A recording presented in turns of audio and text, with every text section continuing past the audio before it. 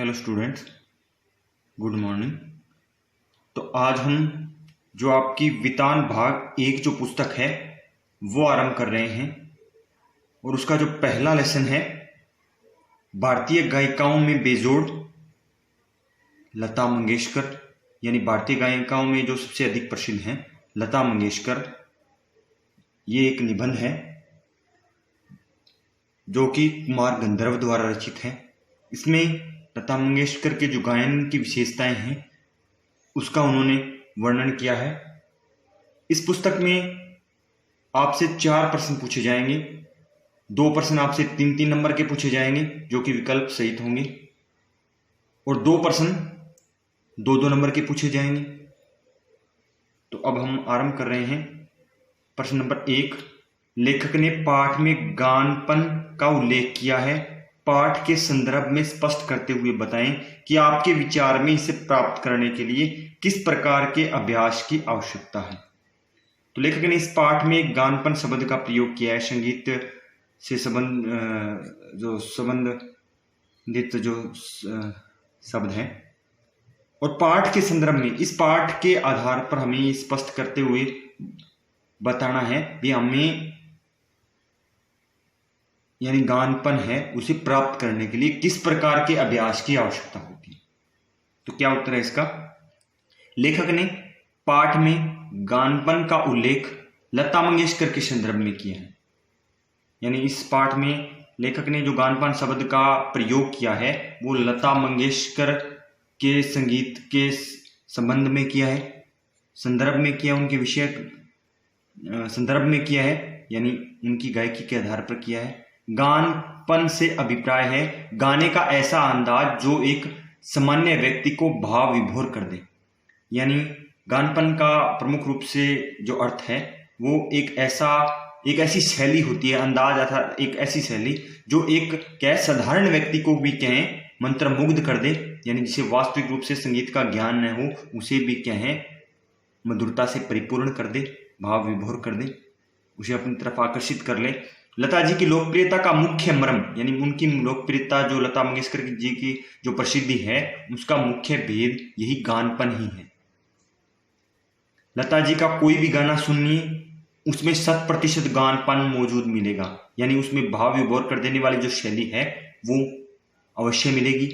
लता के संगीत के जादू के कारण ही घर घर में बच्चे भी संगीत गीतों को गुनगुनाने लगे हैं। यानी उनका जो जादू है, लता जी के जो गीत हैं उनका जादू इतना सिर चढ़कर बोलता है कि जो घर घर में बच्चे हैं वो भी गीतों को गुनगुनाने लगे हैं। क्या कारण है? उनकी गानपन के कारण। लता जी की सफलता बार बार अभ्यास के द्वारा ही प्राप्त हुई, यानी उन्होंने क्या है आरंभ से ही संगीत में बार बार अभ्यास किया, संगीत के क्षेत्र में। इसी प्रकार मनुष्यता हो तो वह मनुष्य है, वैसे ही गानपन हो तो वह संगीत है। यानी जिसमें क्या है मानवता हो वही मनुष्य है, और वैसे उसी प्रकार क्या है विज्ञानपन हो तो वह संगीत है। जिसमें गानपन हो ही ना वो संगीत नहीं है। गानपन प्राप्त करने के लिए गायक को क्या क्या करना पड़ता है? गायक को भरपूर रियाज करना पड़ता है, यानी जो यंत्र होते हैं संगीत के वाद्य यंत्र होते हैं उन पर क्या है उन्हें बार बार अभ्यास करना पड़ता है। सुर लय ताल का गाते समय गीत में मन की गहराइयों से भाव पिरोने जाने चाहिए। यानी जो भी गायक हैं उन्हें गीत गाते समय जो मन की गहराइयों से जो उनके भाव हैं वो निकलने चाहिए। स्वर लय और अर्थ का उचित तालमेल होना चाहिए। यानी ये जो प्रमुख होते हैं गानपन के क्षेत्र में, इनका उचित तालमेल, इनका उचित संबंध होना चाहिए, तभी क्या है जो गीत है वो प्रसिद्ध हो सकता है। आगे है प्रश्न नंबर 2, लेखक ने लता की गायकी में किन विशेषताओं को उजागर किया है? आपको लता की गायकी में कौन सी विशेषताएं नजर आती हैं, उदाहरण सहित बताएं। तो एक तो लेखक ने इस पाठ के माध्यम से जो लता के गायन की जो विशेषताएं हैं उनको उजागर किया है, उनके बारे में बताया है। और एक हमें क्या है लता की जो गायकी है उनमें किस प्रकार की जो विशेषताएं हैं वो नजर आती हैं, ये हमें उदाहरण सहित बताना है। तो क्या क्या विशेषताएं हैं ये आप आसानी से लिख सकते हैं। लता की गायकी के बारे में आप सभी को पता है भी लता की गायकी में क्या है, बहुत ही सुरीलापन था, अद्भुत, जो क्या है अन्य गायकों में नहीं था, अन्य गायकों में नहीं था। उनके सुरीले स्वर किसी के कानों में पड़ने लगे तो सुनने वाला उसका अनुकरण करने का प्रयास करेगा। यानी यदि कोई व्यक्ति क्या है लता जी के गानों को सुनता है तो सुनते सुनते वो क्या है लता जी के जो गाने हैं उनका क्या है उनके पीछे पीछे गाने लगता है या उनका अनुकरण करने का प्रयास करता है। दूसरी विशेषता है लता के गायकी की एक और विशेषता है उनके स्वरों की निर्मलता, स्वच्छता, पवित्रता, और उनके स्वरों में क्या है जो कोमलता और मुग्धता है, यानी अपनी तरफ आकर्षित करने की जो उनकी एक प्रमुख विशेषता है। तीसरी विशेषता है लता के गायकी की तीसरी विशेषता है उनका नादमय उच्चारण। उनके गीत के कोई दो शब्दों का अंतर स्वरों के आलाप द्वारा, यानी जब कोई भी दो शब्द वो अगर किसी गीत के माध्यम से गाती हैं गीत के माध्यम से, तो उन दोनों जो शब्द होते हैं उनका क्या है उनका इस तरह से मेल होता है कि वो दोनों जो शब्द हैं वो आपस में मिलते हुए प्रतीत होते हैं। ऐसा प्रतीत दो शब्दों का अंतर शब्दों के आलाप द्वारा यानी शब्दों के उच्चारण द्वारा बड़ी सुंदर रीति से भरा हुआ होता है।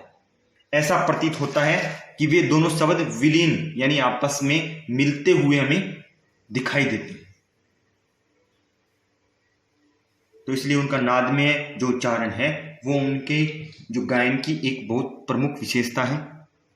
चौथी विशेषता है लता जी की गायकी में शास्त्रीय संगीत की शुद्धता तथा मधुरता का संगम भी देखने को मिलता है।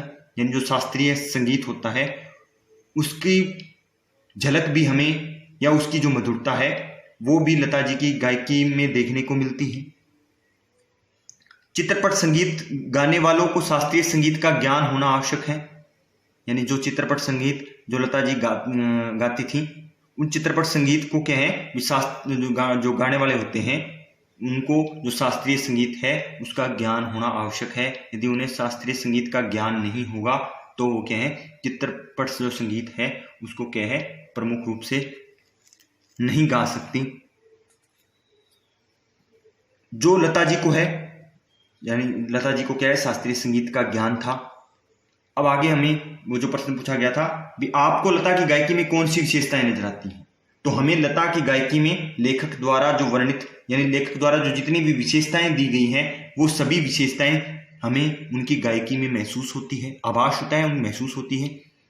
लता के जो गाने हैं वो हमें बार बार सुनने का मन करता है, यानी हम बार बार उनके गानों को सुनकर उनके संगीत की तरफ आकर्षित होते हैं। फिर उन्होंने उदाहरण दिया है, उदाहरण पूछा है भी आप एक उदाहरण दीजिए। तो लता का एक गीत ए मेरे वतन के लोगों सुनकर तो उस समय के जो तत्कालीन प्रधानमंत्री थे पंडित जवाहरलाल नेहरू उनकी आंखों में आंसू आ गए थे। इतनी अधिक उन्होंने तन्मयता से मधुरता से वो गीत गाया था। श्रोता गीतों के भाव के साथ साथ अपने को जुड़ा हुआ भी महसूस करने लगता है। ये उनके गायन की प्रमुख विशेषताएं हैं और ये उदाहरण दिया गया है इस गीत के माध्यम से। तो इस तरह आपका होमवर्क यही रहेगा भी ये दोनों प्रश्न आपको फेयर नोटबुक में अच्छी तरह लिखने हैं और अच्छी तरह लर्न करने हैं। It's okay.